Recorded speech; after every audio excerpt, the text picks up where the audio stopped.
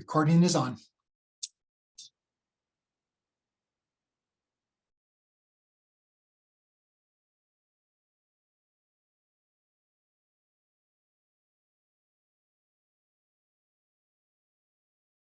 All right, so I'm going to take this off.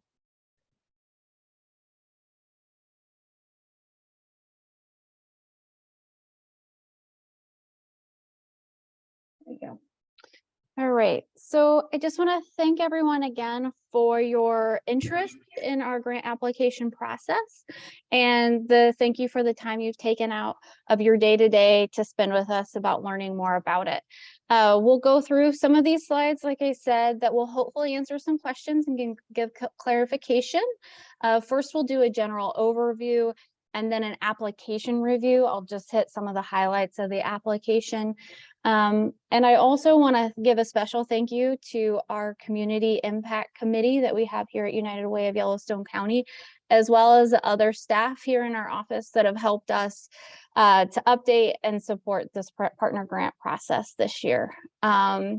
Like I said, we have after the presentation, we'll have a question and answer session to answer any additional questions. But if you're listening to this presentation as a recording and have additional questions, contact information will be listed at the end of the presentation.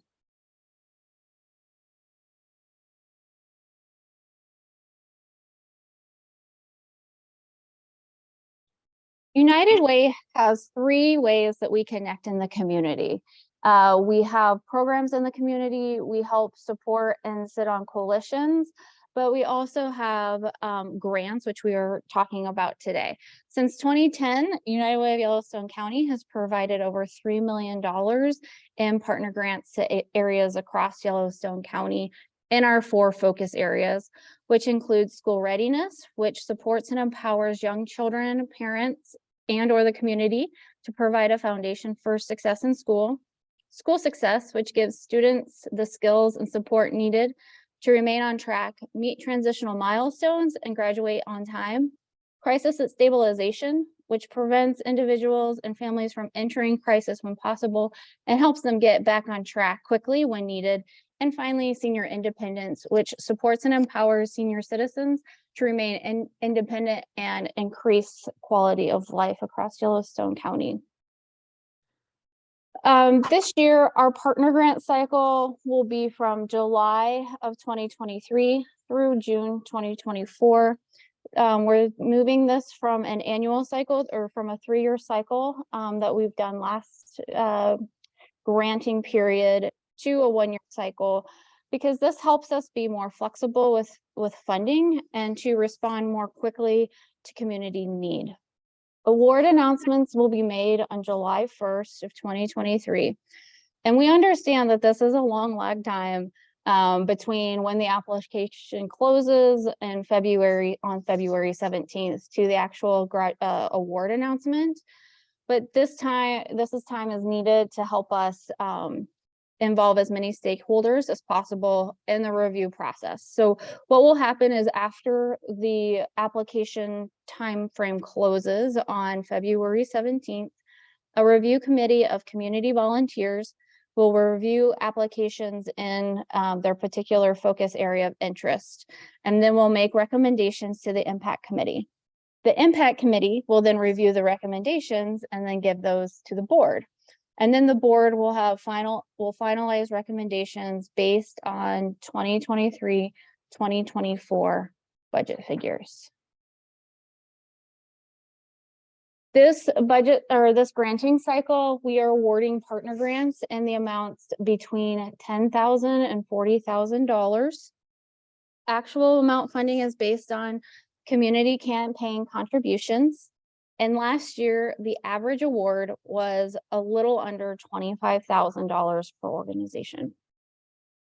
As far as qualifications for partner grants go, you are required to be a 501c3 organization, but coalitions or other organizations that don't have a 501c3 status are encouraged to apply with a 501c3 fiscal agent. The organization with the 501c3 should hit the submit button on the application. Applicants can only choose one focus area, those focus areas being school readiness, school success, crisis stabilization, or senior independence per project or program. If there's overlap, the applicant must choose which one they feel is the best fit. Organizations can submit multiple applications in either the same focus area or more than one focus area. However, submitting the same application for multiple focus areas is discouraged.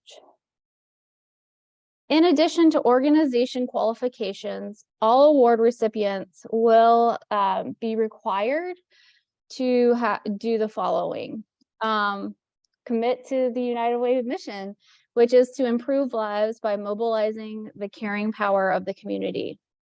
Maintain an updated 211 profile. So Montana 211 is a resource guide connecting community members to a wide variety of resources, services, and assistance. So we just want to make sure that the things that you have in your organization, community members know about through the 211 channels. Letting people know that you are supported by the United Way of Yellowstone County, and marketing channels just means social, media, print, etc. And this just is as it relates to grant work.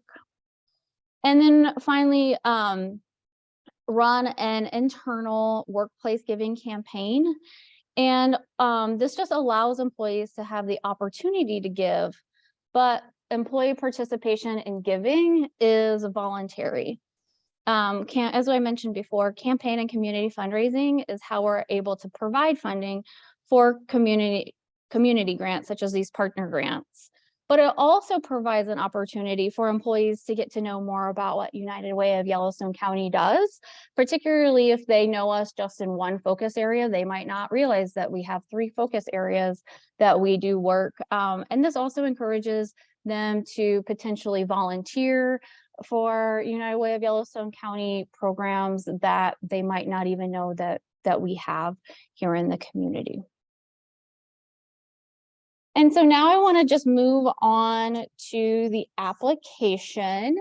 This is our unitedwayyellowstone.org/apply is where the application landing page is. There is also a tab at the top banner of the United Way of Yellowstone County website that says partner grants. And then you click on that and it'll take you to this page. Here, I realize this is small, but I just wanted to give you an idea of what it looked like. Here you can find how to log in because you want to hit this apply button. It'll take you into the application where you need to create a login for your application account. And this just helps you save your work so you can go back to it and you don't have to fill out that application all in one sitting. You also can find the RFP. There is a couple page sheet with frequently asked questions. We'll change this from the Zoom link with the information session information to an actual copy of this recording. You can also download a paper copy of the application if you'd like to look at it before you get into the application. And when you get into the application, this will be your first page. These bubbles across the top will tell you where you are in the application process. As I mentioned, you having a login will allow you to save your work and then come back to it without having to do it all at one time. These eligibility requirements just say, that you meet all these requirements before continuing on with your application. And before you continue with the application, you do have to verify, click this box before you can get into the application. I'll also note that applicants, if you're submitting more than one application, only your basic information will auto-populate. So everything else that's in the application, you'll have to refill or cut and paste from other spaces.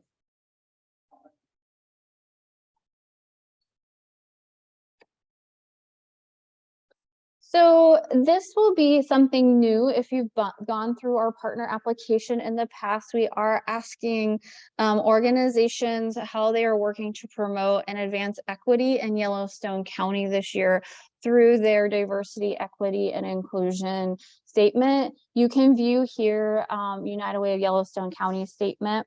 And I will say anything that we have on the application that you can click on to will click you into another window or another space on your browser. You won't have to navigate between that page and your application. So you'll keep your application right on the same page that you can look at it.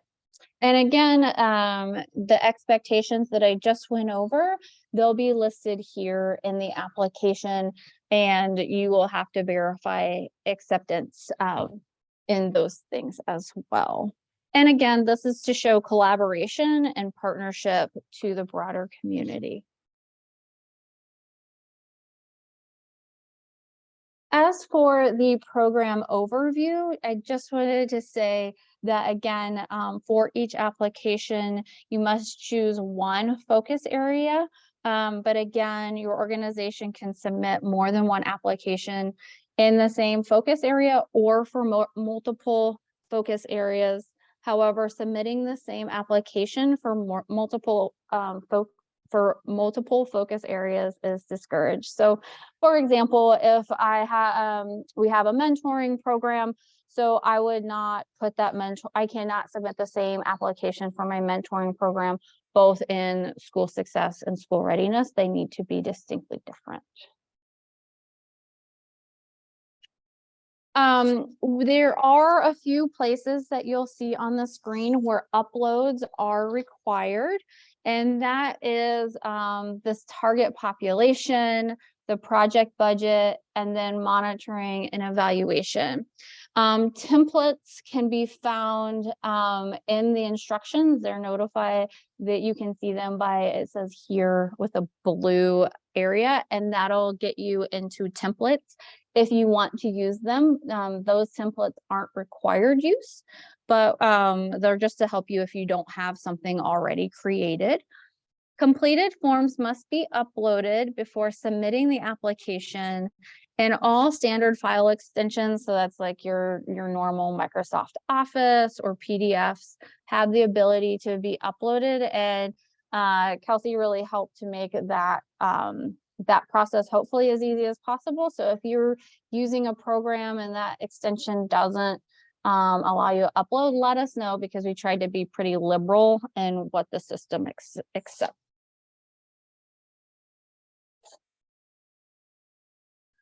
And this will be the last piece of the application before you can review it. And this is our fundraising and administration. So as it mentions on the screen, no dollar signs or commas to fill out these 3 boxes here. Decimals are fine, but just not dollar signs or commas. It will give you an error. And then once you fill in these 3 boxes, that percentage will auto-populate down here. So you will not have to do that yourself. And finally, you will have an opportunity to review and preview the application before you hit submit. And so this will tell you everything that you have populated. So for example, I can see here the agency information, but also on the other side here, you can see if you've uploaded everything. Just make sure you have uploaded all the appropriate information and there aren't blanks in the application. We're asking for all applications to have every field filled out, and just put not applicable if it's not applicable to your organization, but don't leave it blank. We're also asking for all organizations to submit their application via this online portal, and this helps us with the review process. However, if this is a barrier, please don't hesitate to reach out to our office and we'll help you get the resources. And with that, I just again want to thank you for going through this overview and high-level application review. Here's my contact information, both my email and phone number. Feel free to give me a call if there's any questions or concerns. And with that, we'll take any questions that you might have. And I will stop screen sharing, and then I'll turn my video back on.